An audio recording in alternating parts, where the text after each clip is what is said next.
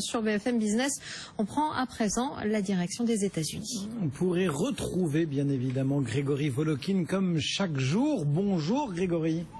Bonjour Cédric. Vous nous répondez depuis les bureaux de Mescart Financial Services à New York. Comment se prépare cette séance? On a notamment eu les ventes de détail qui ont été publiées. Écoutez, à regarder les futurs qui sont négatifs et qui annoncent un début de séance en baisse, ces ventes de détail étaient des très bonnes ventes de détail, si je puis dire, puisque en fait c'est une hausse mensuelle de 0,4%, c'est ce qui était attendu, mais on voit vraiment des tas de secteurs qui avaient été un peu mis à mal ces derniers temps au niveau des ventes de détail rebondir, tels que par exemple l'habillement, les ventes d'électronique. Toujours à noter alors le mauvais secteur dans les ventes de détail qui sont les grands distributeurs, les grands magasins, où là il y a une baisse mois après mois.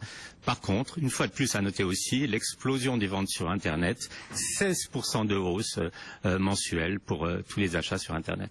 Voilà donc pour cette statistique. Et puis le dossier que l'on suit tout de même avec intérêt depuis 24 heures, c'est ce fameux rachat par Microsoft de LinkedIn. Et cette question qui pourrait vraiment turlupiner chacun, c'est de savoir pourquoi Microsoft, qui finalement possède un trésor de guerre agréable, 100 milliards de dollars en cash, va aller s'endetter pour racheter LinkedIn.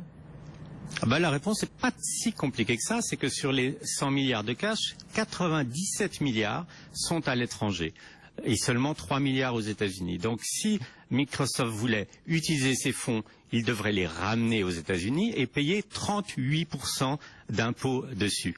Alors qu'en s'endettant, en empruntant de l'argent pour acheter LinkedIn à 26 milliards, non seulement ils n'ont pas besoin de payer de l'argent sur ces fonds, mais en plus ils vont pouvoir déduire de leurs impôts les intérêts qu'ils doivent payer en empruntant. Donc ils gagnent vraiment là des deux côtés, c'est tout simple. Et bien voilà pour le regard américain. Merci Grégory Volokin depuis donc Mescart Financial Services. Retour donc à Paris pour continuer ce journal Sophie Tussaud avec l'Apple Pay qui